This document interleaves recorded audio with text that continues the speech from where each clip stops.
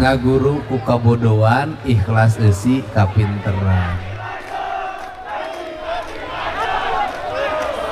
Hai, berhenti kamu. Yuk.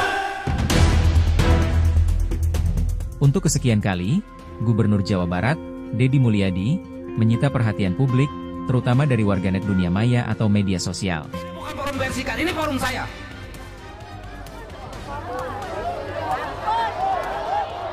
Siapa kamu? Turunkan spanduknya. Turunkan. Hai. Jangan so jago di sini kamu. Gak mikir kamu. Ini bukan forum Persikas. Ini forum saya. Dengan rakyat. Mikir kamu. Punya otak kamu. Ngaku anak muda, ngaku berpendidikan, nggak punya otak. Ini penderitaan rakyat dan urusan Persikas. Gubernur Jawa Barat Deddy Mulyadi meluapkan emosinya di hadapan sejumlah pendukung Persika Subang pada Rabu, 28 Mei 2025 malam di acara Nganjang Ka Rakyat di Desa Sukamandijaya, Kecamatan Ciasem, Kabupaten Subang. Deddy yakin kemarahannya akan diframing sejumlah pihak. Persikas adalah klub sepak bola asal Subang akan berlaga di Liga 2 Indonesia di musim depan. Usut diusut penyebab Deddy marah karena kelompok pendukung berunjuk rasa dinilai tidak memiliki adab. Deddy berharap peristiwa tersebut menjadi pembelajaran bagi semua pihak.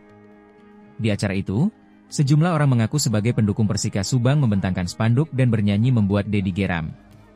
Polisi turun tangan mengamankan sekelompok orang tersebut lalu dimintai keterangan sebelum dipulangkan. Dikutip dari detik.com Jabar, salah satu kelompok supporter, Super Persika Subang, menyayangkan sikap Deddy Mulyadi dan berharap para pemimpin daerah bisa memberikan edukasi tanpa menggunakan kata-kata kasar. Sekjen Super Persikas, Awi meminta agar Deddy Mulyadi bisa memahami situasi dan bisa mengajak semua pihak mengedukasi para generasi muda dengan cara bijak, tanpa menghakimi.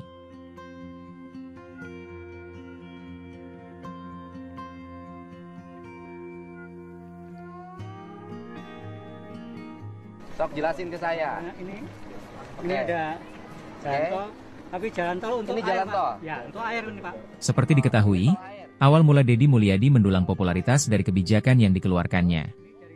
Kebijakan tersebut menuai kontroversi mendapat sorotan dan kritik dari berbagai kalangan. Seiring waktu, kebijakan tersebut diikuti sejumlah kepala daerah, di Jawa Barat maupun daerah lain di Indonesia. Kebijakan Deddy mendapat kritik publik, di antaranya larangan wisuda sekolah hingga isu vasektomi sebagai syarat menerima bantuan sosial atau bansos. Meski mendapat berbagai kritikan dari banyak pihak, Deddy Mulyadi tak mempermasalahkannya. Deddy mengaku akan mengambil kritikan sebagai bahan untuk evaluasi ke depannya. Lalu, apa saja kebijakan Kang Deddy atau biasa disebut KDM menuai reaksi pro dan kontra di masyarakat?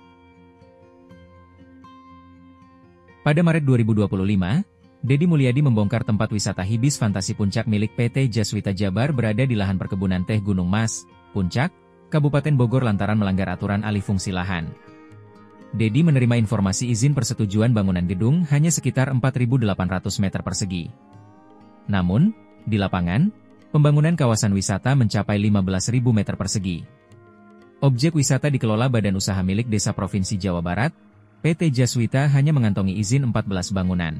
Di sisi lain, ada 25 bangunan belum mengantongi izin persetujuan bangunan gedung. Karenanya taman hiburan tersebut dibongkar paksa, dikhawatirkan menimbulkan banjir bandang di Jakarta dan sebagian wilayah di Bodetabek. Sebelumnya, taman ini dikenal sebagai taman dikelola Ridwan Kamil saat menjabat Wali Kota Bandung.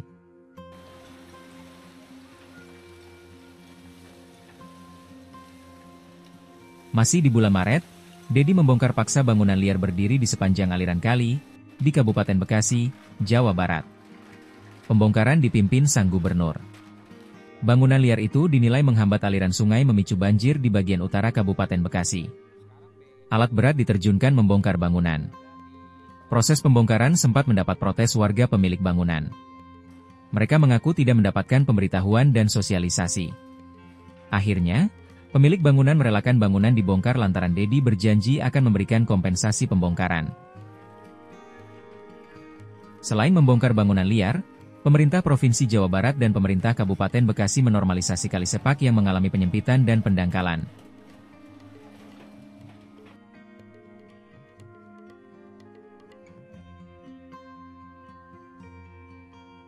Kebijakan lain dikeluarkan Deddy Mulyadi adalah larangan wisuda untuk siswa sekolah mulai jenjang usia dini hingga menengah atas.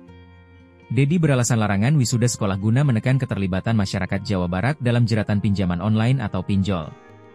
Politikus Partai Gerindra itu menyebut ada suatu kebiasaan menjadi budaya di Jawa Barat bahwa tidak apa-apa berutang asal terlihat kaya.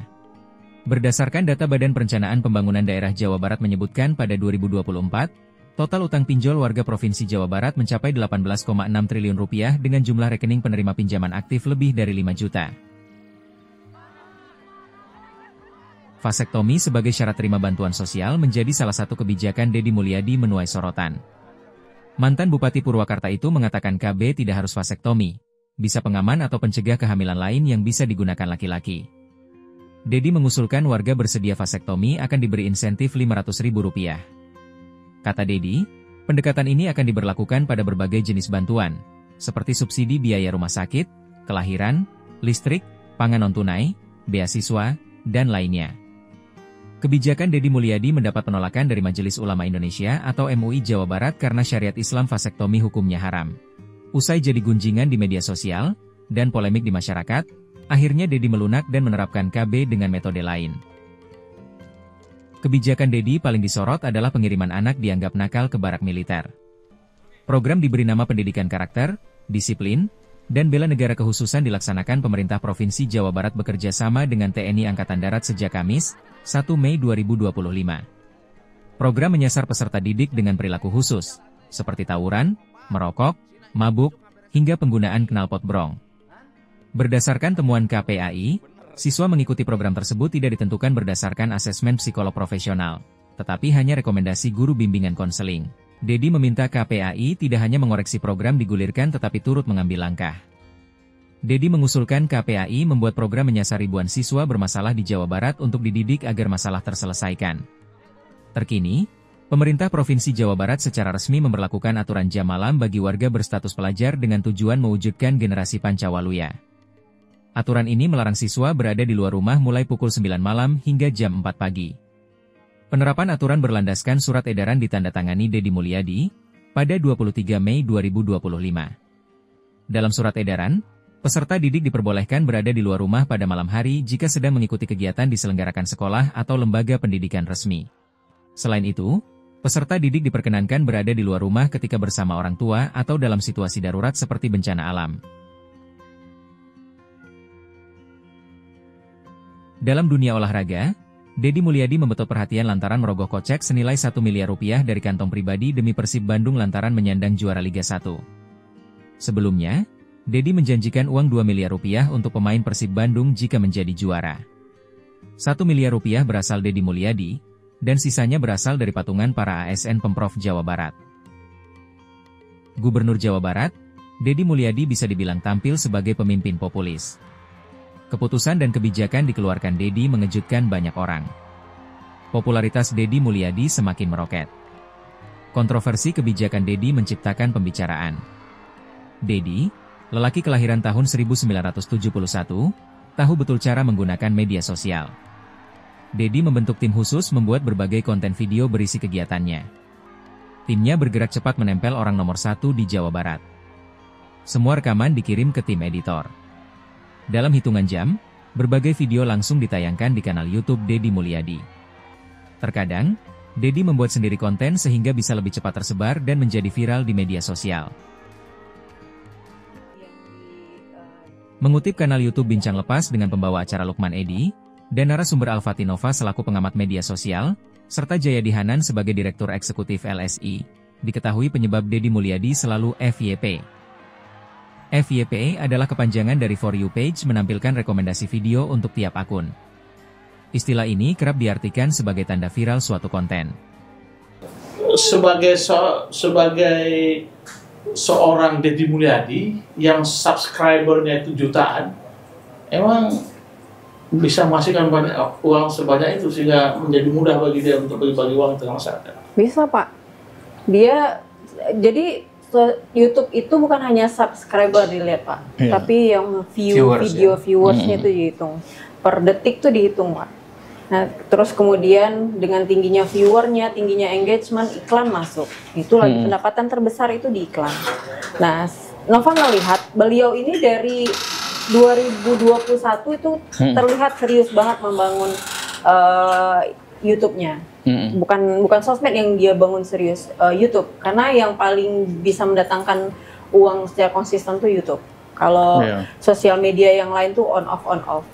Nah, dia membangun dengan kualitas gambarnya dia perhatikan, kontennya dia perhatikan, ditambah dia punya modal sosial sudah turun ke masyarakat dari sejak lama. Jadi dia bisa memetakan daerah ini sedang punya masalah A, dan masalah A itu sedang banyak dibahas, dia turun ke sana. Bapak kalau perhatiin seperti itu tuh strateginya Kang Deddy Mulyadi. Jadi dia bukan serampangan itu dia turun kemananya, dia ngikutin algoritma tadi. Oh, dia ngikutin algoritma. Algoritma. Nah, kalau dulu kan belum era algoritma, zamannya Pak Jokowi itu kan eranya buzzer. Jadi siapa yang punya masa yang banyak maka dia yang meng-create isu. Dia ngikut di situ. Dia punya buzzer juga, Pak. Kalau Bapak perhatikan tuh Bapak Aing tuh buzzernya dia itu. Dan Nova berapa kali tuh di akun sosial media kita naikin nyenggol dia.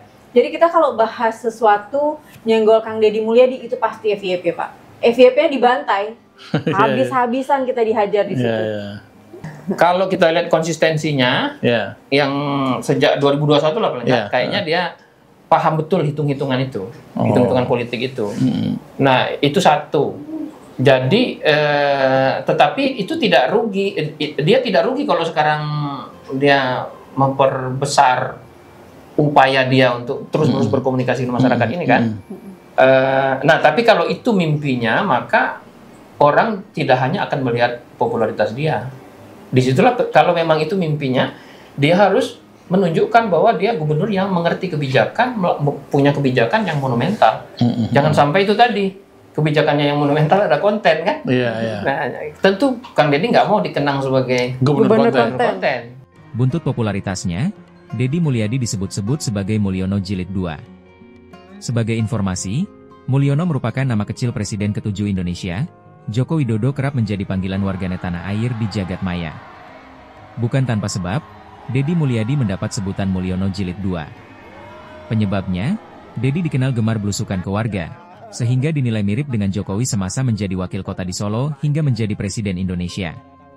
Rupanya, julukan diberi netizen plus 62 sampai ke telinga Deddy Mulyadi. Deddy memberi tanggapan. Deddy Mulyadi mengaku tidak masalah disebut-sebut sebagai Mulyono Jilid 2. Baginya itu adalah strategi marketing paling oke. Saat ini, kata Deddy platform media sosial yaitu YouTube dan TikTok sebagai marketing terbaik. Marketing yang terbaik hari ini adalah YouTube dan TikTok. Nggak ada yang bisa menyaingi hari ini. Mau pakai media apa, Pak? Penontonnya udah nggak ada. Dan tayangan di media mainstream, di channel YouTube-nya, itu ngambil dari tokoh-tokoh yang populer hari ini. Dari presiden, dari tokoh yang lain. Mungkin saya tokoh yang keberapa paling ujung. Itu yang mereka, nih Pak Helmi Yahya, hari ini tuh jujur aja, mereka tuh butuh pada orang-orang yang setiap hari digemari oleh publik. Karena dari situ ya viewer didapat. Lebih jauh, Deddy menilai tokoh-tokoh populer saat ini digemari masyarakat dilihat melalui media sosial.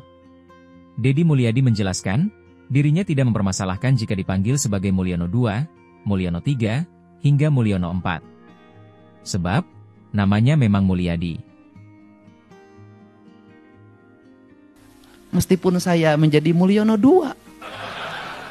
Tapi bagi saya, nggak apa-apa jadi Mulyono 2, Mulyono 3, Mulyono 4. Karena memang nama saya adalah Mulyadi. Dirumorkan, akibat popularitasnya, Deddy Mulyadi bisa masuk bursa Pilpres 2029. Kan dia baru gubernur kan baru 6 bulanan. Iya. Ya, kurang. Ya hampir. Ya kurang dari 6 bulan. Sekarang kan baru lantik bulan Februari kemarin kan. Ya.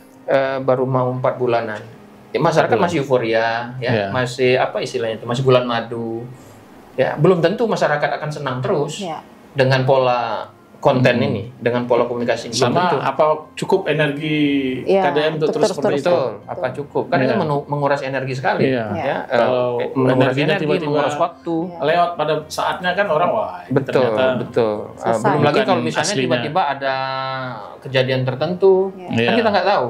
Masih perjalanan masih panjang. Iya kan, masih panjang. Ada kerikil tajam. Betul. Ada batu kecil, ada batu besar. Betul. Jadi kalau kita bicara soal target kepemimpinannya apa ke depan, kalau dari perjalanan Kang Deddy Mulyadi, saya lihat memang dia punya target jangka panjang. Nah, yang sangat realistis untuk orang Jawa Barat sementara ini ya, mungkin yang dipikirkan oleh para politisi ya target tertinggi adalah wakil presiden kan. Tapi tampaknya kalau Pak Prabowo masih menjadi menyalon lagi di 2029 dan Pak Prabowo punya prestasi yang dianggap baik, approval rating yang tinggi oleh masyarakat, kan agak susah tuh ngalahannya. Maka itu adalah target tertinggi. Di sisi lain, Lembaga Indikator Politik Indonesia menyebut kinerja Pemprov Jawa Barat tidak sejalan dengan tingginya kepuasan publik terhadap Gubernur Deddy Mulyadi. Hal tersebut berdasarkan indikator hasil survei evaluasi publik terhadap kinerja pemerintah provinsi di berbagai bidang urusan wajib. Ketua fraksi P3 DPRD Jabar, Zaini Syofari menyebut tingginya tingkat kepuasan publik terhadap Deddy Mulyadi tidak didasari faktor teknokratik. Menurut Zaini, ada faktor lain menyumbang tingkat kepuasan publik terhadap kinerja pemimpin. Kata Zaini, tingkat kepuasan Deddy Mulyadi lebih unggul karena setiap hari Deddy selalu menggunakan media sosial. Karena itu, Zaini menganggap tingginya kepuasan publik terhadap pemimpin seharusnya ditimbang dengan kekuatan birokrasi di bawahnya.